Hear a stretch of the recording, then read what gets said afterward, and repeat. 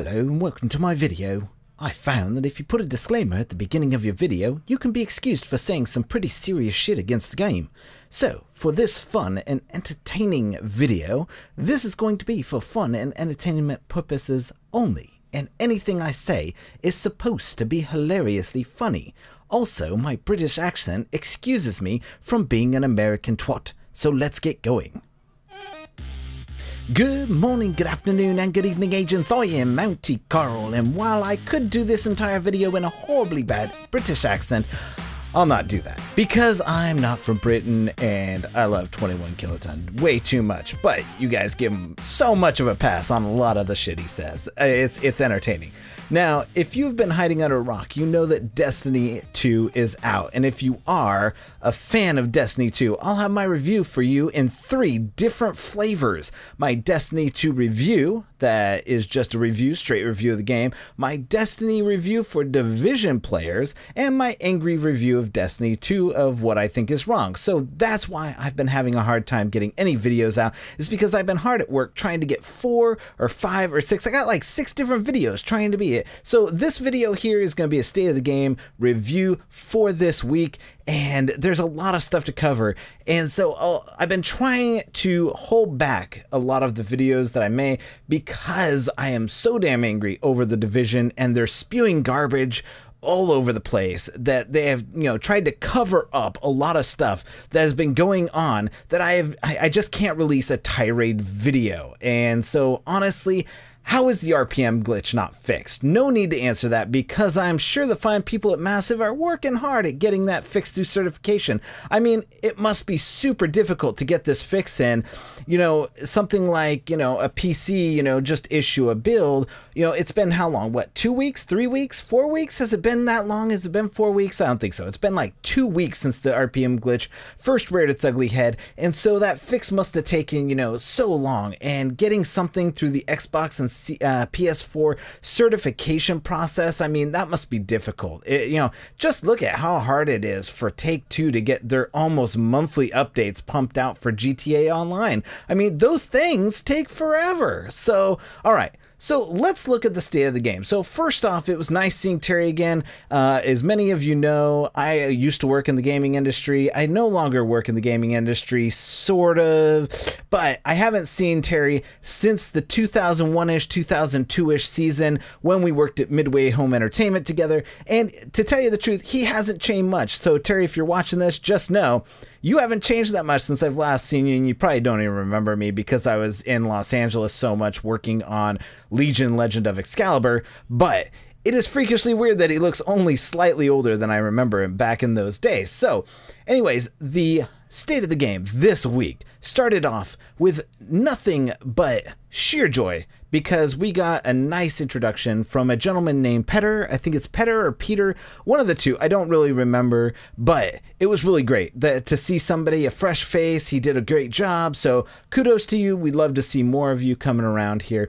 But they did start off by mentioning that people are being banned for the RPM glitch, but it would appear that it isn't going to deter people, since the ban is only an X number of days. I think it's a 14-day ban. And with the aforementioned Destiny 2 coming out, I can't see a real downside to being given a reason to go play something else besides the Division. So kudos to Massive to forcing people to play something else. I mean, really, bravo. It takes real gall to get people out of your game and into another one, especially when people are leaving in droves. But it's okay, because people will come back. People will come back for 1.8. And I'll tell you why. Because what we're going to cover in this is going to possibly bring a lot of people back. Also, just so you guys know, Destiny 2 has had 0 impact on the Steam charts. As you know, I'm no stranger to the Steam charts. I look at them all the time. And for what it's worth, the Steam charts have not been impacted at all by Destiny 2's release. And for those playing the Division on PC, are diehard PC players. So until Destiny 2 comes to the PC, I doubt we'll see much of a drop. And I did love that 21 Kiloton took to the console even to produce a video for Destiny 2, because it's super hyped. It was a great podcast to listen to in my car car on the way to work because I tried to watch the first. I couldn't do it. I'm sorry, man. I couldn't watch the video. I had to listen to it because I just couldn't watch how it is. It must be what people thought my early Division videos looked like, because it was that, like, it would just look like you had 2 feet and you were playing with your feet with the controller. It's amazing.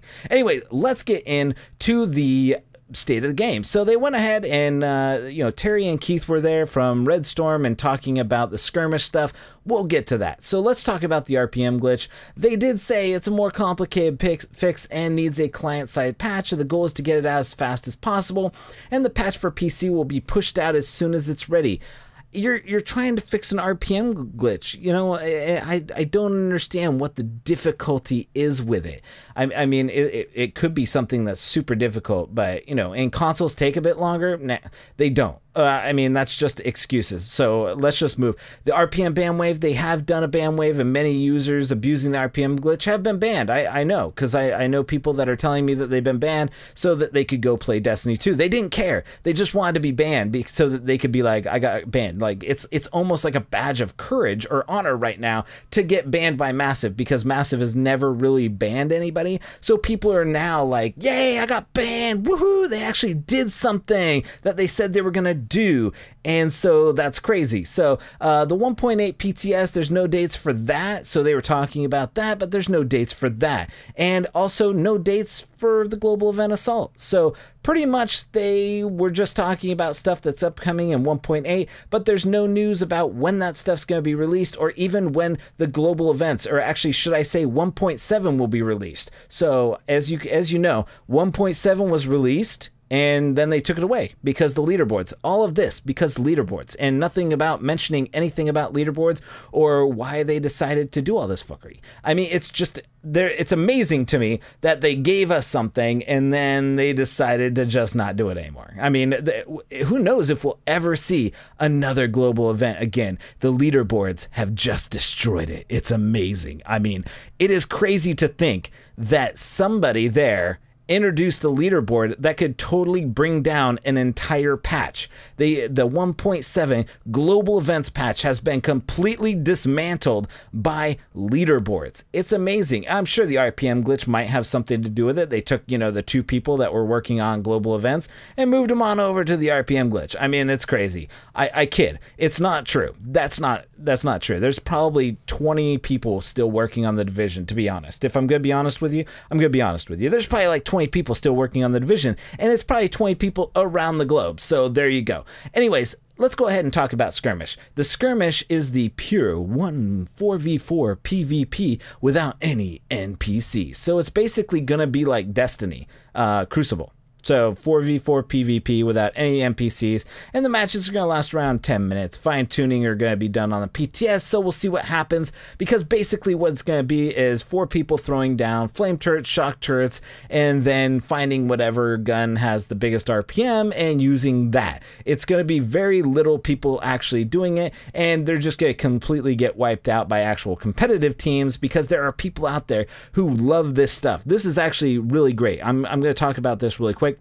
This is going to be a great patch. 1.8 is going to be really great for Skirmish, for the people that wanted competitive play within the Division. And that's something that they took some lessons that they learned from Rainbow Six Siege from their competitive ranked play, and they moved it over to the Division. And I'm super happy about that, because you know, the stuff they did with Rainbow Six Siege actually revitalized it. It was dead, and then they revitalized it. They just clear. All right, and then Rainbow Six Siege was good. It was good to go. They completely revamped it. And so, you know, there's going to be some matchmaking system, sort of like Last Stand, that will be used for Skirmish, and those people will get absolutely destroyed by the actual people who are in groups, so that they can talk to each other. So you can join solo, or you can join as a group of 4, but let me just tell you, if you join solo, you're going to be destroyed. Last Stand normalization will also apply to Skirmish, so all of your stuff will be leveled up into the max range, and it will be min-maxed, and you'll be able to do all of that. So the loading screen is going to have it so that you guys can do your cool emotes and stuff like that. So you guys will have those people who are you know, premium content buyers doing all of their cool emotes while you just do your cheer. Yay. anyways, you can do the emotes on the loading screen, so at least you have, you know, one hotkey that you can do it. So the skirmish arena, less running, more gunning, that's what this says. The arenas are specifically built for fast in-your-face PvP. And let me just tell you, if you want to know and follow along, I always use the Reddit notes. So thank you to Joker for putting up the notes, because it's a lot easier to watch the state of the game and then go back through his notes. Dude, if you're not in some sort of project manager role, give me a call. I got a job for you. You're great at taking these notes, and I'm sure that you would be even greater at running some projects and stuff like that. So kudos to you for doing all these notes. So these are great. The arenas are specifically built for fast and in-your-face PvP. They're roughly the size of Bryant Park is what they were talking about. So you have, you know, a little bit of space to move around, but, you know, go to Bryant Park and take a look at it so that you can go ahead. The great thing is there will be no NPCs in the skirmish mode. It's just going to be pure 4v4 player deathmatch. That is it. There will be a scoring system, so when you have finished a player, the team gets a point.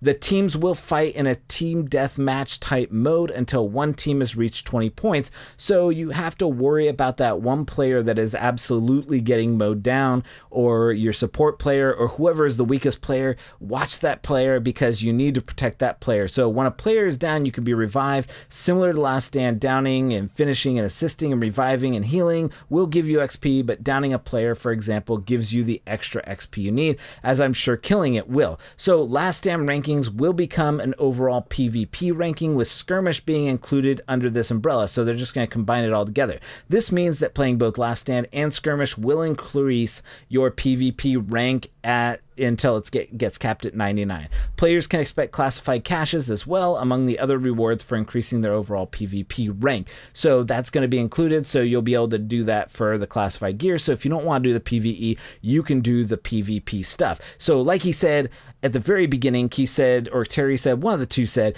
that, you know, they want to keep their PvP out of the PvE and PvE out of the PvP. It's impossible to do that. It's the same game, and they're trying to make two different games within it. And this is where the problems that have occurred in the past is that they have no idea how to make two different games. That's the problem. They don't have any clue as to how to make two different games in one game. And for honestly, Division should have been a straightforward PvE game, and they could have added on a PvP section or PvP game mode in a separate game, not this game. Like, they could have had the Division, which would have been your 1 through 30, and you do some sort of, you know, last ranking and stuff like that. It would have been fine. But this is, you know, and then they could have released a separate game called the Division Dark Zone or something like that. But either way, let's get back to the state of the game. The gear optimization in 1.8 is going to be the next evolution of gear improvement. They're going to allow players to chase the perfect build by rolling best in slot statistics for every piece of gear available. You can already recalibrate your gear 2 times for classified, 1 for regular gear, but now you have another way to improve your gear, and that is, you know, in order to get the maxed out rolls that you experience from the normalized Last Stand. So you can optimize your weapons and your gear items, and as a result, in World Tier 5, they're going to be a gear range, so they're going to bump up the gear score to 286. And the gear score does not reflect the gear score of your items, but of their quality. So the higher the quality, the higher your gear score is going to be. So while you're going around seeing all these YouTubers say, hey, new gear score, it's not really a new gear score. The classified items were the new gear score. So that's going to be what you're doing. So you will have those options. This way you can also get a better understanding of your build and your power, and also a better understanding of the loot quality that you're getting. So the optimization station is what you're going to be going to, and you can find that at Camp Clinton, which is going to be the new social area. And the gear optimization station will utilize Division tech as the primary currency. So you'll probably see a lot more people farming the Dark Zone once again, like we did back in the early days of the Division, and getting that. So you can actually get Division tech in the Dark Zone from the various activities and in the new Westside Pier area. The DZ is going to be the best way. If you don't know, I do have maps and stuff like that showing you the best routes to run for all of that stuff. And so there's not going to be a new world tier. Many players have farmed their gear over the summer, and many still don't have that many, you know, gear sets and classifieds and exotics. So this is the reason why they're not going to introduce a new world tier and push the reset button on the gear score. So with classified classified gear sets, they have already introduced new items to chase, and they want new ways to increase that. And with the way they're going with the global events, it's actually going to be a long time before we actually see all of the classified gear in the loot pool. I mean, you will probably not see all this stuff leading up to 1.8. 1.8 is probably going to be at a point where you're going to see, you know, some of the very last classified gear sets coming into play. And that is part of the problem. I mean, with the way they're going with global events, we won't see anything until sometime around 2018 or, you know, day 2 in 2015 of whatever it is that they're doing. So 1.8 stamina adjustments that they're doing, the stamina and toughness adjustments are being once again retuned in 1.8 to allow players to push further in PvE content, but some of the new classified gear sets will also encourage you to invest in stamina. As you know, right now, stamina is a waste of resources and putting anything in it, so they want to try and encourage players to go back into the stamina zone and forget about, you know, putting everything into firearms, because that's the way it is now. And honestly, you need to bring back the armor reroll or armor calibration or something like that, because right now there's just no reason to invest anything into stamina. There's zero reason to do that. So you need to work on that. Honestly, it's something that you need to work on. Anyways, let's move on to what everybody is here for. Update 1.8 for the Dark Zone, the new rogue mechanic, and the changes to the rogue system are nothing short of what everybody has already suggested 20,000 times since the beginning of the game, and Massive has finally got it through their heads. And I'm sure that somebody, you know, sat in a boardroom and was like, I got an idea for 1.8. Let's go ahead and make a toggle system. Good. Get that guy a candy bar or a cookie or something like that. I'd love to figure out how he convinced somebody at Massive to actually make these changes, but there is now no friendly fire in the Dark Zone. There's no more accidental rogues. I'm sure that somebody will find a glitch to make that happen, but Rogue 2.0 will introduce a voluntary toggle for going rogue. This is going to piss off a lot of people. There's going to be a lot of angry people there, but this is what the people wanted. This is what we've wanted since day one, is a toggle, and they fought us through 1.1, 1.2, 1.3, 1.4, 1.5, 1.6, 1.7, and finally 1.8. 1.8 is going to introduce the one thing that we've been suggesting since the very beginning. I have no idea how stupid the people are at Massive. I honestly don't. But whoever it is looking through there, thank you for listening to the people and giving the people what they want. So next week's State of the Game is going to address further changes to the rogue system, so be sure to tune in next week. There's going to be no more Dark Zone brackets. Players are still on the same power level. They just get near and near to normalized power in toward the last stand. So they're not going to normalize gear in Dark Zone, so there's no need for new brackets. They're just going to keep going with those. So anyways, I hope you enjoyed this episode of the State of the Game recap. We're going to go ahead and bring you some more NPR or whatever it is that you're listening to at this point. So we'll see you guys next time. Thank you all for watching. Leave a like and subscribe to the channel if you haven't before. If this is your first time joining us, welcome to the podcast, or whatever it is you're listening to right now and watching us as we show you some weird gameplay or something else. But thank you again for all of us here at the Gun Brothers Gaming. I'm Manny Carl, and we'll catch you next time. Agent out.